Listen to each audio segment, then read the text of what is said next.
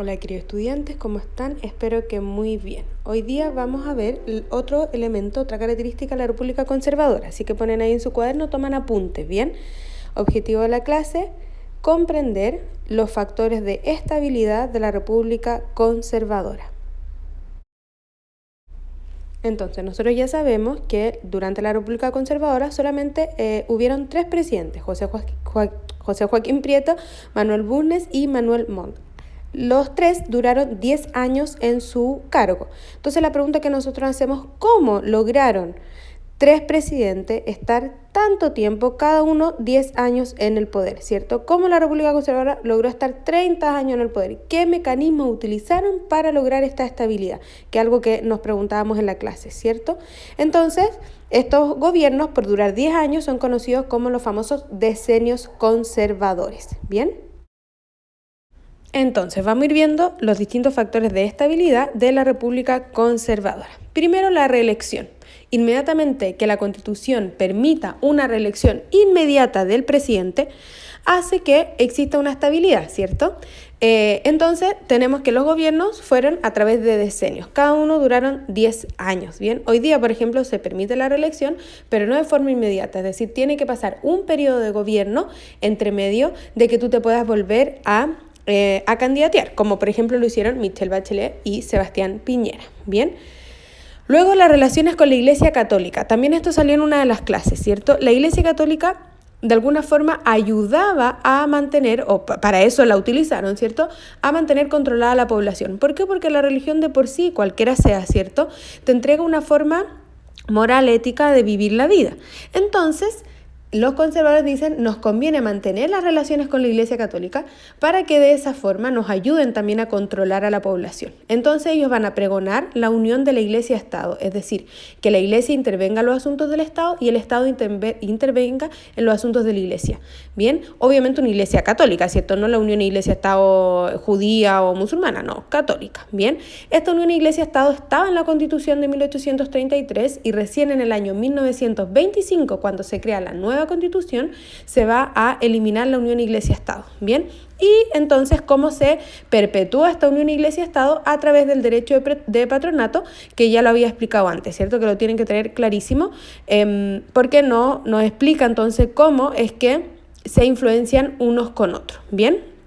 Luego está la represión.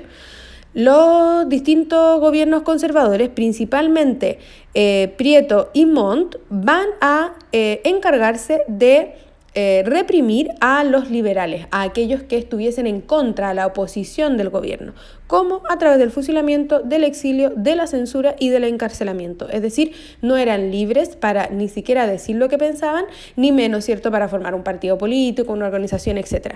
Durante el gobierno de Bulnes hay algún tipo de mayor libertad, pero inmediatamente con el gobierno de Montt esta libertad que se le dio a los liberales va a terminar, ¿bien?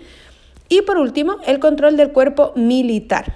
Es decir, ¿se acuerdan que alguien me preguntaba ahí en la clase qué pasó con Portales y el ejército, ¿cierto? Bueno, Portales se encargó también que el ejército fuese solamente conservador, que no quedaran en su interior ningún tipo de resabio, ¿cierto?, ideal, de ideales liberales. Entonces se purgó el ejército, es decir, se limpió, se desechó, se eliminó a todos aquellos que fuesen de una tendencia más bien liberal, ¿bien? Y también se reorganiza la Guardia Cívica. ¿Qué era la Guardia Cívica? Eran ciudadanos comunes y corrientes, pero que se le otorgaba cierta capacidad para reprimir, para mantener el orden y la seguridad dentro de la sociedad. Entonces eran como una especie de policías, pero eran personas comunes y corrientes, lo cual obviamente ayudaba, ¿cierto?, a tener un control más de la cotidianidad de las personas. Es decir, tu vecino podía ser parte de la Guardia Cívica, ¿cierto? Y de esa forma entonces existía más temor de, por ejemplo, no sé, pues si yo era liberal, de juntarme, de crear o de decir libremente mis pensamientos, ¿cierto? Porque en el fondo con la Guardia Cívica se encargaban de que estuviese más controlada la población y que hubiesen más ojos mirando y oídos escuchando si es que había alguien en contra del gobierno.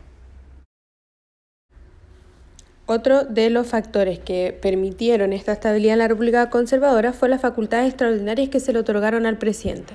la Constitución de 1833 le permitía al presidente tener facultades, como dicen ahí, extraordinarias, o sea, que no eran del tiempo normal, del tiempo en común, pero que sin embargo fueron utilizadas constantemente por él. Por ejemplo, podía decretar estado de sitio.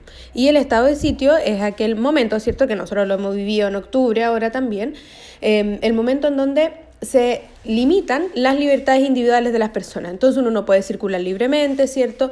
Uno no puede andar a cualquier hora en la calle, etcétera, etcétera. Y de esa forma lo que lograban era controlar a la población y lograr este orden que tanto ellos querían. También el presidente podía crear leyes mediante decreto, es decir, saltándose el paso del Congreso. No tenían que ser aprobadas las leyes por el Congreso, las propuestas de ley de él, sino solamente él podía crear una ley y aprobarla por decreto. Y de esa forma ser más bien autoritario, ¿cierto? Leyes que solamente le favorecieran a él y al ámbito conservador. ¿Para qué? Para mantener el orden. Luego, arresto y detención a los opositores. Como vimos, ¿cierto?, la represión fue una de las medidas que utilizaron y estas facultades extraordinarias del presidente le permitía entonces arrestar a opositores solamente por ser de oposición. Y se estima que dentro de los 30 años del periodo de la República Conservadora, al menos un tercio del periodo se gobernó bajo estas medidas. Entonces, un tercio del periodo estuvo bajo estado de sitio, imagínense. O sea, de los 30 años, 10 años aproximados, ¿cierto? Esto es, los 3 gobiernos utilizaron el estado de sitio, ¿bien? Pero imagínense en total 10 años haber estado bajo estado de sitio. Obviamente que fue una arma, ¿cierto?, una herramienta que utilizaron los conservadores para mantenerse ellos en el poder, para lograr el orden en la sociedad y para reprimir cualquier tipo de oposición que existiese a su gobierno. Entonces nos hace cuestionarnos, ¿cierto?, lo que veíamos en la clase, esta estabilidad era tal o no, ¿cierto? Era una estabilidad más bien por encima. Eso no significaba que no existieran opositores, que no existieran gente que estaba en contra de lo que estaba haciendo este gobierno, sino más bien era que todo eso era reprimido a través de, por ejemplo, estas facultades extraordinarias que se le entregaban al presidente. Y por último, otro factor que permitió esta estabilidad dentro de la República Conservadora fue la intervención electoral. ¿Cómo se intervinieron las elecciones? Primero, la intervención en el Congreso, es decir, lograr, ¿cierto?, que el Congreso fuese mayoría de los conservadores, que no hubiese gran oposición dentro del Congreso. ¿Cómo lograron eso? A través de la manipulación de votos y bueno, porque tampoco existían tantos liberales, ¿cierto?, que pudiesen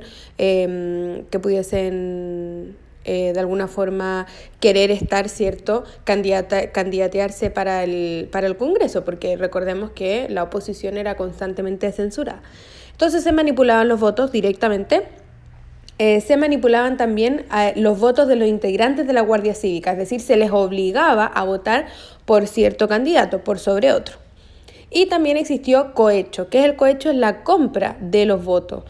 El cohecho se dio principalmente en las zonas rurales, en los campos, en las haciendas, en donde los hacendados, los dueños, obligaban a sus inquilinos a votar por ciertos candidatos y de esa forma, o a cambio de eso, le daban cierto un asado, le daban más alimento, etcétera, etcétera.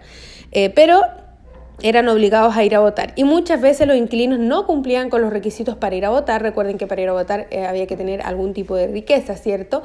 Pero sin embargo eran llevados a que votasen igual y de esa forma obviamente se pasaban a llevar, ¿cierto?, todo tipo de reglas electorales para que existían en ese momento. ¿Bien? Eso, queridos, entonces ustedes toman apuntes de esta clase en su cuaderno.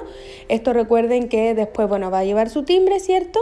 Y seguimos viendo esta materia la próxima semana en la clase, ¿ya? ¡Chao!